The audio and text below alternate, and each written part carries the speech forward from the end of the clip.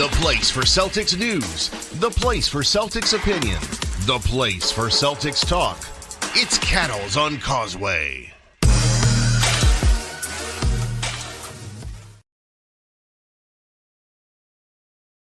Cattles on Causeway, episode 1 for the 2023-2024 NBA season, where we break down all of the Celtics news, notes, games, etc. right here every Wednesday for about 30 minutes or so. You can join us. Don't forget to like, rate, review, and subscribe on YouTube if you're watching us there. Give us that thumbs up. It means an awful lot. We're trying to build this community, trying to build up this podcast, again, every single Wednesday. And also on top of that, we are going to do some post games this year. Select games. We'll do some post game live pods with all of you where you guys can comment and all of that good stuff. Let's get started here with the biggest news, obviously, over the last week. I did a podcast after this news broke on Sunday. You can check that out, Cattles on Causeway, and also the Nick Cattles Show. You'll be able to go to the Nick Cattles channel on YouTube. You can find that. And I did a breaking news podcast about the Jrue Holiday trade. So a lot of the things that we discussed there will not be discussed today. So if you want to go watch that or listen to that, be my guest, Nick Cattles Show, special pod from Sunday. But what I want to do to start this podcast today is to really get into why and how Jrue Holiday helps the Celtics get over the top, and I think makes them the favorites in the Eastern Conference and one of the top 2 teams in the NBA to go along with Denver. Overall thoughts, Nick Cattles Show, dive more into it.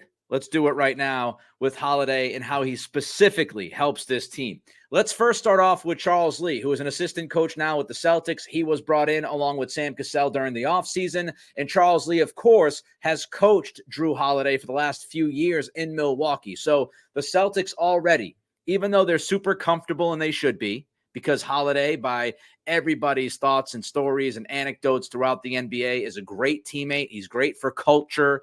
He's somebody who's great for the community. So there's really no doubt about this guy and his leadership qualities and his lack of ego. He truly, truly gets it. But Charles Lee knows how to handle him.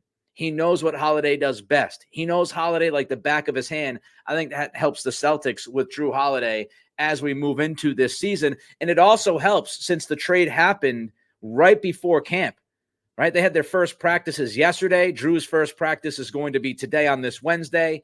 It helps to acclimate Jrue to this team because he has a conduit with Charles Lee. So Lee can help him adapt to his new surroundings, and Lee can go to Joe Mazzulla and say, hey, look, this is what I think we can do with Jrue right away, because he's going to pick up information as he plays. He's going to develop a chemistry with his teammates. But here's what I think Holiday can do for us right away from the jump. So don't overlook the connection with Charles Lee on this coaching staff.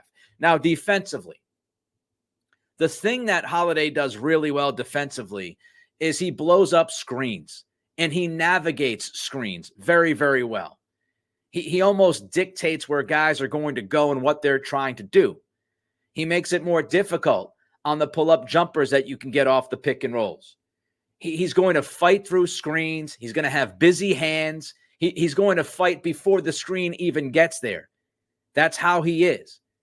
He's somebody who is going to navigate those screens, which means a lot because I think the Celtics, we will see them play drop coverage a decent amount. And you know what drop coverage is. We saw it against the Warriors in that final series a couple of years ago. Drop coverage is when your big man drops back a couple feet and tries to contest the shot from a couple feet away. Instead of the switch defense or the ultra aggressive defense up top, they drop into that coverage and they try to just contest from a decent amount away from the shooter, and that way they don't get burnt getting to the bucket. That's the idea. Big man doesn't get burnt on the mismatch on the perimeter if he plays drop coverage. And if you've seen the Bucks play the last few years, that's what the Bucks do. They play drop coverage with Brook Lopez.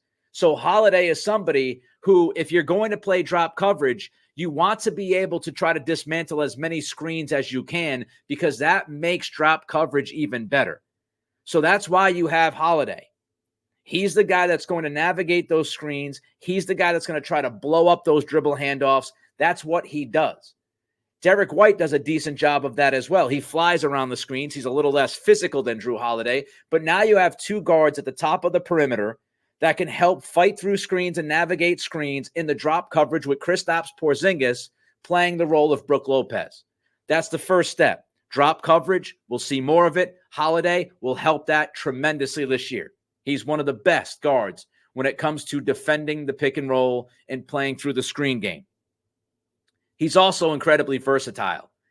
I touched on this a little bit on the Breaking News Pod Sunday, but Holiday is incredibly versatile as far as a defender and an offensive player as well, which we'll get into. But defensively, he can play the one. He's played guys like Damian Lillard very well. He has no issue. He's a one. He can play ones if we want to go with the old number system, 1 through 5. He can play really 1 through 3. He can play with guys who are a little bit longer than he is. He'll use his physicality. He'll use his frame, low center of gravity to kind of bug dudes. He'll stay busy with his hands. He'll get underneath guys when he has to get underneath guys. He is Marcus Smart, but better defensively. That's what he's been. And Smart, we love him. Defensive Player of the Year a couple of years ago, but Holiday's level defensively is even higher than Marcus's. He's got that versatility, the ability to defend multiple guys on the floor, and that will bring back the switching. So not only are you going to be able to play the drop coverage with Kristaps Porzingis so he can challenge shots from 2-3 feet away because he's like 7'8". I know, I kid and jest. But he's a really, really tall guy if you haven't noticed. He can play that drop coverage so he doesn't get burnt to the rim. He can protect the rim as well. And what you can do now, 1 through 4, with Derek White, Jrue Holiday, Jayson Tatum, and Jaylen Brown, is you can be so freakishly switchable defensively. You're going to drive teams crazy because 1 through 4, those 4 guys can play multiple positions. They can defend multiple positions. And so if you're trying to break through, the people that are really concerned about Robert Williams and his absence from this team defensively, I get it. I understand it. But that's looking at how this team has played in the past. You are going to be able to switch a lot of pieces 1 through 4, and Porzingis is going to be your last line of defense. And defensively, what you're going to do is you're going to pressure the basketball more. Holiday, for example, he is one of those guys that will pick somebody up right on the inbound and hassle them the entire way down the floor. That's what he does at times. Derek White can do the same thing. So what you're going to see is a much more aggressive perimeter defensive mindset. This defense is going to be led more by the guards and the wings than the bigs this season. They're going to make it difficult to get through screens. They're going to make it difficult to run a seamless pick and roll. They're going to make it difficult to run a seamless pick and pop. They're going to make it difficult to drive and kick to open guys. They're going to make it difficult to make clean entry passes to those bigs. They're going to make it difficult for backdoor and baseline cuts. That's the idea. 1 through 4, your incredible versatility in a very high ceiling defensively, because if all 4 of those guys want to defend, they can defend. We saw Jayson Tatum on the run to the finals defend Kevin Durant and Giannis that year. We've seen Jaylen Brown. Yes, he's prone to have 2 or 3 brain farts during a game. And last year, his defense dropped down big time, which is why I think he's talked about that during the offseason, that he has to get better defensively. But when you look at Derek White, Jrue Holiday, Jayson Tatum, and Jaylen Brown, they all have very high ceilings defensively. It's just whether or not they want to. We know Holiday and White want to and will do. Tatum and Brown, they've got to prove it, that they want to get back to that level, that what they've talked about this year during this summer hasn't just been talk. Don't talk about it, be about it. But this defense is going to be 1 through 4, incredibly tough, and Porzingis on that back line will be there to block shots and get in the way. And it's not like Porzingis is a terrible defender, by the way, either. So defensively, you see how Holiday truly spreads this out. He spreads the wealth. He also can help on the defensive glass.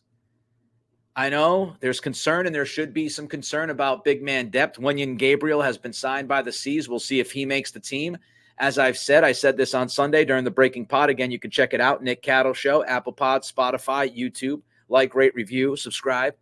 Give us that thumbs up. But I talked about it on Sunday. Yeah, your big man depth is thin right now. There's no doubt, but you still have lots of time and lots of assets to make moves and to supplement this team and add a big man, add a shooter. Guys like Reggie Bullock are available out there to help you in the backcourt and your shooting. There are some bigs that you might be able to trade the TPE for. All of those kinds of things. We have a long way until the trade deadline in February, folks. But for right now, with that thin front line, Derek White's a good rebounder. Holiday's a good rebounder. Tatum's a good rebounder when he wants to be. And it's going to be a collective effort on the defensive glass. That's what it's going to be. And I think they'll be good enough to not get killed if they want to be good enough on the defensive glass. Again, I have no doubt about White and Holiday. Will Brown and Tatum be there every single possession defensively to not only defend the initial attack, but then also box out, be aggressive on the rebounding to help the bigs that aren't super deep? So I think rebounding is another thing that Jrue Holiday will help with this basketball team. All right, let's jump to the offense. He's a huge help to Tatum and Brown. We all know that. He's one more option now for those guys not to feel like they got to jack up, 30 shots a game or, play 45 minutes a game. He's somebody who is going to be able to, be that third or fourth option on a nightly basis. He's a really good shooter on the catch and shoot. He's good on the pull-up jumper. He's somebody that runs pick and roll. We'll get into the specifics in a minute about all of that. But just overall, he's going to help Tatum and Brown. To put him along with Porzingis, now you have, those four guys that are just going to be able to do work. And then you have Derek White, who had a good offensive season as well last year. But Holiday is just even more help for Tatum and Brown and less to deal with. And that's not just shooting-wise. That's not just numbers-wise. It's also ball handling. Because Jrue Holiday is very good when it comes to pick-and-roll efficiency and his ball handling. I've got some things for you here. This is what we do here on Cattle's on Causeway. We sprinkle in some analytics.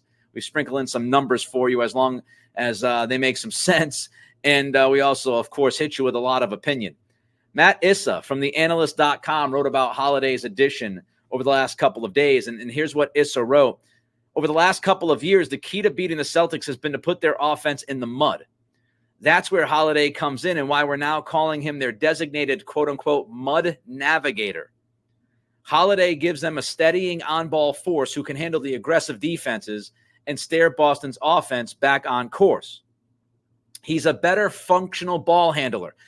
We all know this. We all have PTSD from seeing Brown and Tatum turning the basketball over in the playoffs, right? We all remember Game 7 against Miami when Tatum went out and what happened with Brown and his 45,000 turnovers. Here's what Issa writes as far as Holiday and how he can help. He's a better functional ball handler than both Tatum and Brown. Last season, only 48 of Holiday's turnovers were lost ball turnovers. Now, that means you mishandled the ball. Lost ball turnovers is just, I lost the ball. I screwed up. I didn't handle it right. I dribbled it off my foot, screwed things up. Only 27.9% of Holiday's turnovers last year were those kinds of turnovers. Let's just call it 28%. So 28% of Holiday's turnovers were just lost ball turnovers. You want to know what Tatum's number was last year? 49.7%. Almost 50% of Tatum's turnovers were lost ball turnovers. Just ball handling. Just losing it. Just losing the basketball. How about Brown? I bet you know Brown's worse than Tatum and much worse than Holiday because he is. Jaylen Brown. 52.7% of his turnovers last year were lost ball turnovers. 53% of Jaylen's turnovers were just because he mishandled the basketball. So 53% from Brown, 50% from Tatum, and 28% from Holiday. You see the stark difference between those three numbers. Well, the two numbers and the one number. Now, the offense is still going to go through your best player. You're still going to see Tatum handle the basketball a ton, but when you need a good possession, if you've turned the ball over a couple of times already in a quarter, that's when you can give the ball to Holiday and say, we feel much better about his ability to get us into something without dribbling the ball off of his shin. Matt Issa, again, theanalyst.com, he continues talking about Holiday. Holiday also placed in the 79th percentile in pick and roll ball handler efficiency. So Brogdon and Smart were better in the pick and roll ball handling department last year, but they did not handle the basketball in the pick and roll nearly as much as Holiday. Holiday, absolutely beyond those two guys when it came to volume. Holiday ran about 7 pick and rolls per game, 7.2 possessions per game. Jrue Holiday was the ball handler in the pick and roll for the Milwaukee Bucks. And he was in almost the 80th percentile when it came to handling the basketball in the pick and roll, i.e. he's sure-handed. He knows what to do when running the P&R. You can think about, somebody like Kristaps Porzingis, the pick and pop. He could fill the role of Brook Lopez. Holiday runs the pick and pop with Porzingis. Porzingis pops out to 3. Bingo, bango. You can get Tatum and Brown into action, going towards the bucket off the pick and roll. Make those kinds of possessions easier for those two guys. So ball handling, pick and roll management is a Holiday specialty and something that will help this team. Another thing that Holiday is really good at offensively is attacking closeouts. You'll see several videos of this if you look. Holiday will catch the ball. As soon as somebody comes screeching out to try to close it out on the 3, Holiday will then make a move to the bucket and zip it. He'll get into the paint. He'll kick it to the open man. He'll make plays for others. He'll make plays for himself out of closeouts. He was very effective in the restricted area last year for a guard. I think he shot like in the high 60s. I mean, he's somebody who does a good job of finishing. He gets in that restricted area because of his physicality, his toughness, and frame. He has the ability to finish in the paint. He has the ability to be incredibly efficient in the restricted area, which isn't always the case for guards. So he does a great job at attacking closeouts. And you start to put this puzzle together and you start to realize how difficult the Celtics are going to be offensively for teams to handle. You have so many different options and you have so many different guys that do so many different things at a relatively high level. And Holiday is just another piece to that puzzle. Ball movement, spacing, shooting. Oh, baby. That's what we're talking about. He's also a post-up option. He posts up just over about once a game, which doesn't sound too much, but as far as guards go, he can post up. He's pretty effective posting up. He can use both hands. So he's somebody where, hey, look, if we need a bucket, we can post them up. And the fact that you have wings and bigs that can shoot, again, everybody on the floor is going to be able to shoot. Even if you go to Horford off the bench, he is obviously, aside from last year's postseason, which we'll just erase from our memory, Horford is obviously a shooter as well. So you can invert your offense almost where you say, all right, Jrue, we're going to put Jrue down in the post for a possession, and we're going to have the other 4 guys out with Jrue in, and Drew's going to be able to pick apart the matchup and figure out who to find for a wide open 3. You start to see it develop, right? Everything trickles down to everything else. Holiday is a post-op option. Kristaps Porzingis is a post-op option. One of the things that has hurt the Celtics offense, especially when they get into these like just terrible stretches of basketball on that end of the floor, is the ball sticks, which I don't think is going to be an issue this year with White, Holiday, Brown, and Tatum. I think those guys, all of them will be able to move the ball. You don't have somebody that you can lay off and clog the paint, which I talked about on Sunday. When you had Marcus Smart and Robert Williams out there together with the starting 5, you're really playing 3-on-5 offensively because the defense knows that Williams is not going to stretch the floor. And they know that Marcus Smart, hey, we'll take our chance with Marcus. Now you have to pay attention to everybody. You have to play everybody honestly. If you're looking at Holiday, White, Tatum, Brown, and Porzingis. You also did not have a post-up option. Al doesn't post up. Rob didn't post up. Tatum can post up, but he doesn't do it much. Not sure why. He did it against Philly in that final game in that series in the postseason, and he just torched the 76ers with mid-posts, but he just doesn't do it a lot. Smart could post up, didn't do it a ton. But now you have Holiday who can post. You have Tatum who can post in the mid post. You have Porzingis who can post. And if you think that Porzingis is this weakling who doesn't have a good post game, you're thinking about 2019 Kristaps Porzingis and not 2023 Kristaps Porzingis. Porzingis talked about this at practice yesterday when he was asked about his development in the post. And this is from Jay King on X. Porzingis said he had a reality check in Dallas with regard to post-ups, said he realized he needed to become more efficient at them. By the way, part of the realization was when Marcus Smart gave him trouble. So in a weird way, Marcus Smart ends up causing a realization from Porzingis of, hey, man, I'm 7'3". I have to be better in the post. I can't allow a 6'3" guard to defend me like that. Porzingis gets better in the post, and then Marcus Smart gets traded as part of the Porzingis trade. Crazy. But Porzingis told Jay King and others he worked at it to iron out the part of his game. And if you look at what he's done since then, this is from Greeny, my guy Stool Greeny on X. He posted a true happy learned how to putt situation. Little Happy Gilmore shout out. In Dallas, Porzingis, right? You think back to like 3 years ago. In Dallas, Porzingis was in the 58th percentile in post-ups. Yuck. In Washington, in 2021, he was in the 85th percentile. Last year, he was in the 89th percentile. We're talking about a completely different player in the post. If you think Porzingis is back in 2020 not being able to post a guard, that has not been the guy he's been in the past couple of years. He has developed that part of his game, and he will fully take advantage of mismatches down in the paint. Now, he's not your prototypical post guy. Sometimes he'll just shoot over them. He has a nice little turnaround that he does in the post area, but post effectiveness has just shot up through the roof for Porzingis in the last 2 years. He has developed that part of his game. He's now a guy that's in his prime. This happens as players develop. And if you think about how Denver attacked Miami, they attacked Miami with Jokic in the mid-post touch, mid-post touch, mid-post touch. You now have Tatum and Porzingis and Holiday who can do that.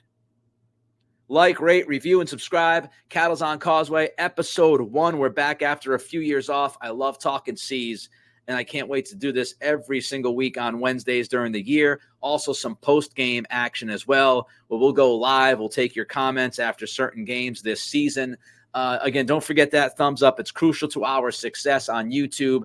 Don't forget to like, rate, review on Spotify, Apple Pods, and don't forget to subscribe. Let's jump to Jayson Tatum, because as much as Jrue Holiday helps the Celtics, and he helps them tremendously, inevitably this team will win a title this year if they stay healthy and if Tatum takes a step forward. Tatum has to take that next step. It's not a gigantic step, but it's going from being a top 7, 8, 9 player to being a top 5 player. That's the step he needs to take. He needs to be truly elite for this team to reach its ultimate goal. Look, the C's are better with Holiday and Porzingis. Their top 6, I think, is the best top 6 in the NBA. But the most important development this year will be Tatum's growth and whether or not he takes that step. It's as simple as that. Ball handling and critical possessions. We just talked about it, about his, lost ball turnovers. It's not a good number. Almost 50% of his lost ball turnovers, or almost 50% of his turnovers were lost ball turnovers last year. It's not nearly good enough. Ball handling and critical possessions in big games. He'll have more space to operate. He won't be doubled constantly now. And that should help. He's got to take care of the ball. Will he get back to that defense that I talked about earlier? The defense that helped shut down Kevin Durant in the playoffs during that finals run. The defense that helped slow down Giannis Antetokounmpo in that series before their title run. Is he going to be that guy? Or their finals run? Wish it was a title run. Damn it. Is he going to be that guy? Is he going to have that level on defense? Now, I don't anticipate him being just a non-stop defender, because he's going to save some of the juice for the offense. We all know that. But can he get to that level, 85% of the time, 90% of the time? If he does, he's taking that step. I mean, the NBA is mostly your best versus their best. Can Tatum outplay Giannis? Can Tatum outplay Embiid? Can Tatum outplay Jimmy Butler? Can Tatum outplay these guys? Can Tatum outplay Jokic, or at least cancel those guys out, or cancel Jokic out in a possible finals matchup? Your best versus their best. And if Tatum gets to that level, top 3, top 5 level, and he is consistently, he's been better than the other team's best a number of times. Don't get me wrong. Don't get it twisted. But consistently, can he be that guy? Can he be that guy? One more note on Tatum where he's got to improve. He shot 35% from 3 last year. Now, that was the worst shooting percentage of his NBA career from 3, which somewhat should be expected because he's taking a lot more threes. His volume went up, his percentages went down. But truly what the issue was for Tatum was the pull-up.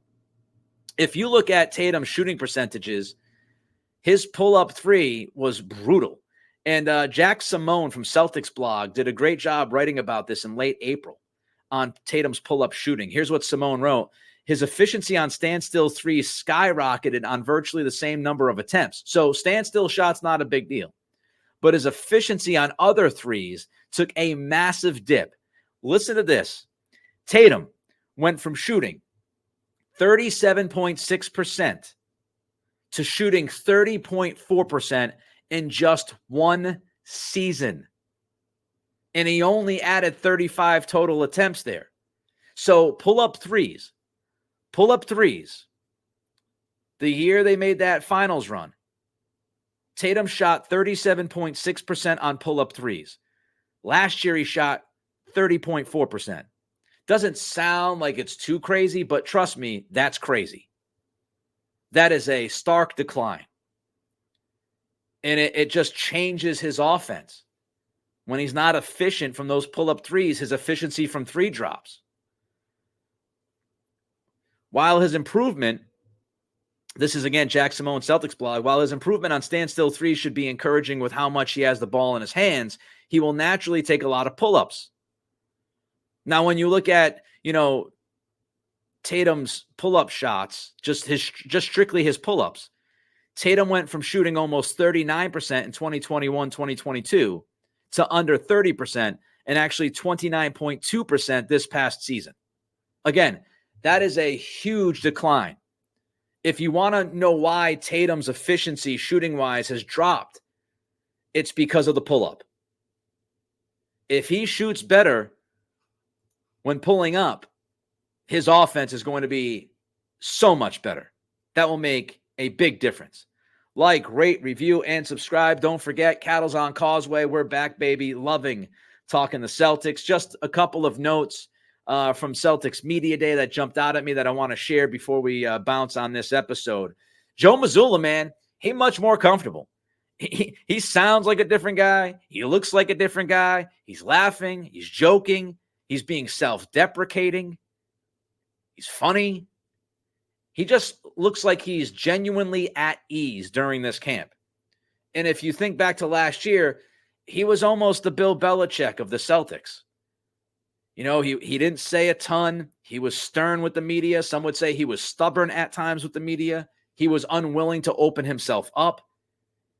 It was like he went to the school of Belichick and thought, hey, well, as long as I handle things like Belichick, I'm good. Somebody had to say something to Joe. Now, I think Joe learned from how he handled the media last year. I think he learned from that. And some of this, at least some of it, is a self-correction. But I think somebody had to talk to him. I don't know if it was Stevens. I don't know if it was ownership. I don't know if it was both.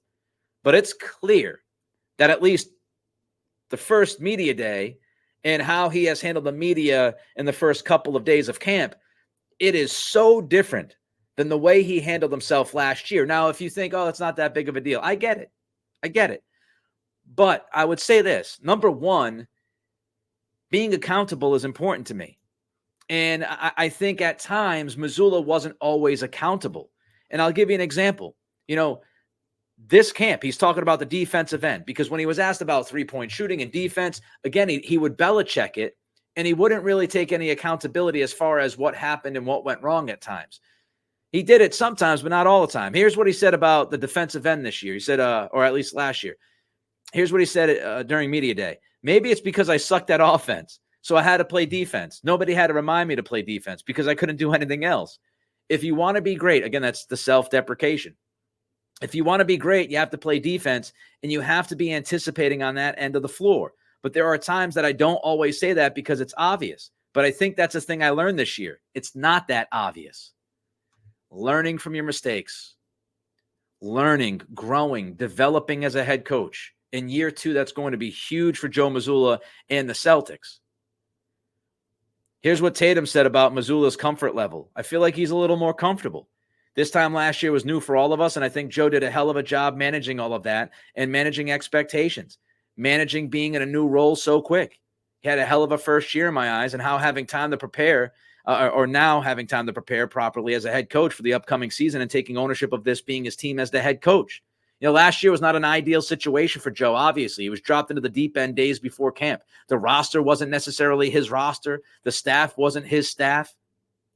And if he takes a step forward, that would help a lot. And if he's comfortable, that's a good thing because I think he's going to coach better if he's comfortable. Does he have it all figured out? The timeout usage, X's and O's, we'll see. He also has a better staff. Charles Lee, Sam Cassell. Also from Media Day and yesterday's practice, Porzingis, healthy. He's out there. He's practicing. That's great. Stevens hinted that he needs to add. He knows. Brad Stevens knows that he needs to add a couple more pieces for this bench if they truly want to make this run. Again, I mentioned Reggie Bullock's name earlier. Maybe he's a possibility. There will be guys that are released before the season tips off. You know, there are teams that have more guys on the roster than they can have during the season. So there'll be some loosening with that. And you could also look at trades. Kevin O'Connor of The Ringer, he posted on X about the Celtics assets. He posted, even after adding Holiday, the Celtics can still trade 2 future firsts and 3 pick swaps. They also have 8 second-round picks, i.e., they have the ammunition in draft capital to make a deal if they need to make a deal. They also have a $6 million plus TPE that they can use. I'm adding that note. O'Connor says, so if Boston needs to improve its depth before the trade deadline, Stevens has the assets. Denver won the title last year with their top 6. That's what they did. They said, our top 6 is better than your top 6. We're going to win. And they did. Celtics, I think, have the best top 6 in the league right now on paper, and they still have lots of time to add. All right, we'll wrap it up with that. Cattle's on Causeway. Hopefully you enjoyed the first episode of this pod. We're going to do this every single Wednesday. Apple Pods, Spotify, YouTube. Like, rate, review. It's so important. I can't stress how important it is. It is so important that you give us that thumbs up if you're watching on YouTube. It's so important that you give us 5-star reviews because that's how these algorithms work. That's how we will get more eyeballs and build out this brand. I appreciate your time, and we'll talk to you next week.